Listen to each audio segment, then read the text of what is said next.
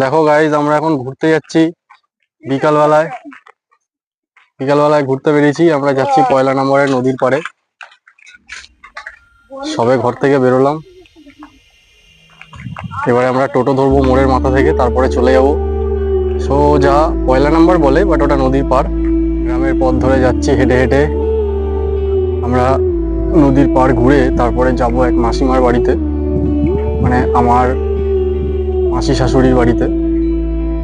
তো সেখানে ঘুরে আমরা কাল সকালে আবার এখানে ফিরবো, গ্রামের এই বাড়িতে। আপাতত গ্রামের রাস্তা ধরে যাচ্ছি আমরা মোড়ের দিকে, যেখান থেকে টোটো ধরবো। টোটো ধরে যাব নিশ্চিন্তপুর। নিশ্চিন্তপুর থেকে আবার টোটো চেঞ্জ করতে হয় নদীর পাড়ে যাওয়ার জন্য। চলো গাইস, দেখতে থাকো এবং চ্যানেলটিকে সাবস্ক্রাইব করে রেখো, কারণ আমি নানা রকম ট্রাভেল ব্লগ নিয়ে সবসময় আমার চ্যানেলে আপলোড করতে থাকি। তোমাদের যদি আমার ভিডিওগুলো ভালো লেগে থাকে, আমার চ্যানেলটাকে অবশ্যই সাবস্ক্রাইব করো, আমার পাশে থেকো, সাপোর্ট করো, যাতে আমি আরো অনেক অনেক ট্রাভেল ব্লগ এভাবে ভারতবর্ষের বিভিন্ন কোনায় ঘুরে ঘুরে তোমাদেরকে ভিডিও দেখাতে পারি, নানা রকম দৃশ্য দেখাতে পারি। Thank you.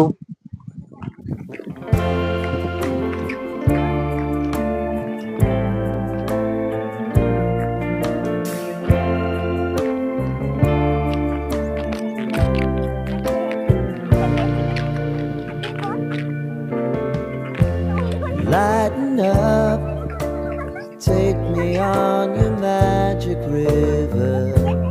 Tell me all your dreams align. Sign me up and tell me about the people that you know who are trying to feel alive.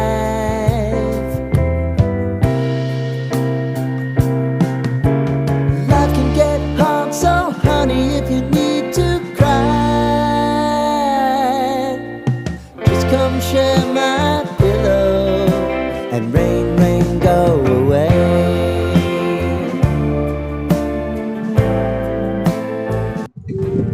তো বন্ধুরা, আমরা এখন টোটোতে উঠে পড়েছি, যাচ্ছি নদীর পাড়ে। এই যে আমাদের ব্যাটালিয়ান ফুল প্রায় কাছাকাছি চলে এসেছি। নৌকা টৌকা দেখা যাচ্ছে, 2-4টে নৌকা দেখতে পাচ্ছি আমরা। তবে এগুলো এখানে সার্ভিসের জন্য আনা আছে। মেন নদীর নৌকাগুলো আমরা নদী অব্দি এখনো পৌঁছাতে পারিনি, জাস্ট পৌঁছাবো। নদীর একটা ছোট্ট শাখা নদী এখানে ঢুকেছে খাল হয়ে, যে কারণে নৌকাগুলো এখানে সার্ভিসের জন্য নিয়ে আসা হয়। এবং এখনো পর্যন্ত এই সরু রাস্তাটা দিয়ে আমরা যাচ্ছি, প্রায় কাছাকাছি চলে এসেছি। এই যে আমাদের ফুল ব্যাটালিয়ান। এই স্ট্যান্ডে নামবো এবার। চলে এসেছি আমরা নদীর পাড়ে। এখান থেকে হেঁটে যেতে হবে খানিকটা দূর। অল্প আসবে, বড় আসবে, সবই দেখাচ্ছি। চলে এসেছি আমরা নদীর পাড়ে। এই আমাদের ফুল ব্যাটালিয়ান। এই সাগর পাড়ে আইসা আমার মাতাল মাতাল লাগে রে। পাগলি এখন গান করতে শুরু করে দিয়েছে নদীর পাড়ে। তো আমরা এন্ট্রান্স থেকে এখন ঢুকবো। এই যে একটা বড় জাহাজ যাচ্ছে এখান থেকে, ওই যে ট্রলার এটাকে বলা হয়। এই ব্যাকে দেখাও বাবু। এই আমরা ঢাল থেকে নেমে পড়লাম, নদীর একদম কিনারাবর্তী এরিয়া।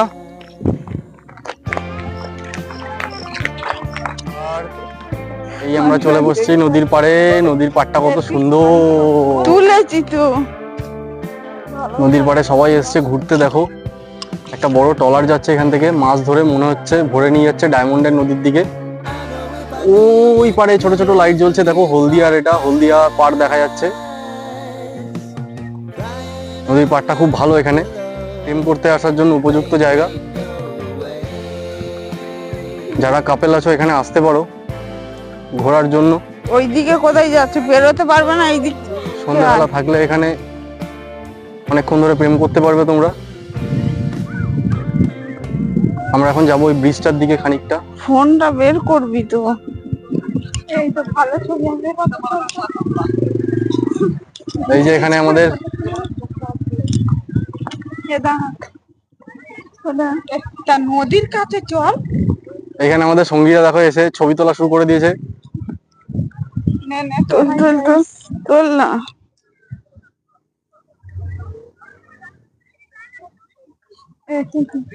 এখানে কিছু দোকানপাট আছে, ফুচকার দোকান, আইসক্রিমের দোকান, ঝাল চানা মশলার দোকান। লোকজন আসছে অনেকেই এখানে সন্ধ্যেবেলা একটু হাওয়া খাওয়ার জন্য অবসর সময়। এদের ছবি তোলা শেষ হচ্ছে না, মনে হচ্ছে রাতটা এখানেই কাটাবে, বুঝতে পারছি না। দেখতে দেখতে হলদিয়ার পাড়ের লাইট গুলো বেশ ফুটন্ত হয়ে উঠছে, লাইট গুলো জল জল করছে এবং ওই পাড়টাকে খুব ভালো মতন দেখা যাচ্ছে। দেখতে দেখতে ট্রলারটা অনেকটা দূরে চলে গেল। নদীর পাড়ে যখন জোয়ারের জল ওঠে তখন এই জায়গাগুলোতেও জলটা উঠে আসে, সেটা দেখে বোঝা যাচ্ছে।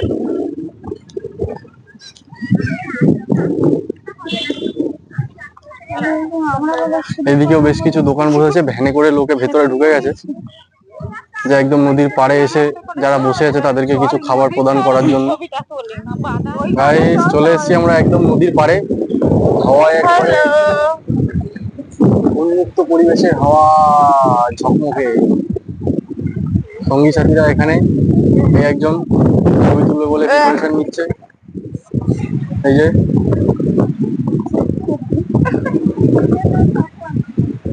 ব্যাগটা নে না। এই আমরা নদীর একদম পাড়ে।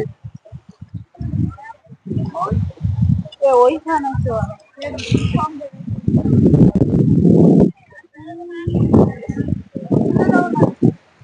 লোকজন খাবার দাবার খেয়ে এখানে বেশ নোংরা করে ফেলেছে। তো বন্ধুরা, কিছুক্ষণ আনন্দ উপভোগ করার পরে বেশ ভালোই লাগছে। এখানে হাওয়াটা খুব সুন্দর একটা হাওয়া, নদীর পাড়ের যে বয়ে যাওয়া হাওয়া মনকে দোলা দিয়ে চলে যায়। তো এই দোলার মাঝখানে নদীর জলের ঢেউ শুনতে শুনতে নিজেকে যেন কবি কবি অনুভব হয়, কিন্তু শুধু ছন্দের অভাব, সেই জন্য কবি হতে পারলাম না। এইবারের হলদিয়ার দিকের লাইটের ফোকাসটা এবারে খুব ভালো বোঝা যাচ্ছে। এই যে দূরে একটা কিনারায় যে লাইট গুলো দেখা যাচ্ছে, এই সাইডটা হচ্ছে হলদিয়া, হলদিয়ার দিকে লাইট দেখা যাচ্ছে। এটা পুরো বিচ, নিচে প্রচুর মানুষ এখনো পর্যন্ত এখানে হাওয়া খাচ্ছে। বিচটা অনেক বড়, ভবিষ্যতে যদি বিচটাকে খুব সুন্দর করে সাজাতে পারে সরকার থেকে, তাহলে হয়তো এখানে আরো ভালো উন্নত এবং বিচটা আরো ভালো নাম করা হবে। আপাতত বিচটা খুব একটা নামি না, সবাই বিচটার ব্যাপারে জানে না। তবে এখানে প্রায় সময় পিকনিক টিকনিক হয়ে থাকে, গরমের সময় অনেক সময় এখানে পিকনিক টিকনিক হয় এবং অনেক লোক অনেক দূর দূরান্ত থেকে আসে, যারা জানে, যারা এই লাইনে থাকে, তাদের বন্ধু বান্ধব যারা বাইরে থাকে তারা জানে যে এখানে পিকনিক হয়। একটা পিকনিক স্পট আছে, মাঠ সুন্দর, পিকনিক করার জন্য খুব উপযুক্ত জায়গা, যেখানে বক্স টক্স চালিয়ে বেশ ভালো এনজয় করা যায়। আমি আগেরবার যখন এসেছিলাম তখন এখানে ভালো পিকনিক করছিল সবাই, দেখেছিলাম। গাড়ি ভাড়া করে নিয়ে এসে বক্স মাইক সব নিয়ে এসে এখানে বেশ আনন্দ উপভোগ করেছে সবাই, মদ টদ খেয়ে একেবারে সব পুরো বাওয়ালি করা যাকে বলে। তো যাই হোক বন্ধুরা, অনেকটা সন্ধে হয়ে যাচ্ছে, এরপরে আমরা ফিরবো। এখান থেকে যাব মাসিমার বাড়িতে, মানে আমার মাসি শাশুড়ির বাড়িতে। চলো, দেখা হচ্ছে তোমাদের সাথে সেখানেই। টাটা, আপাতত এখানকার মতো।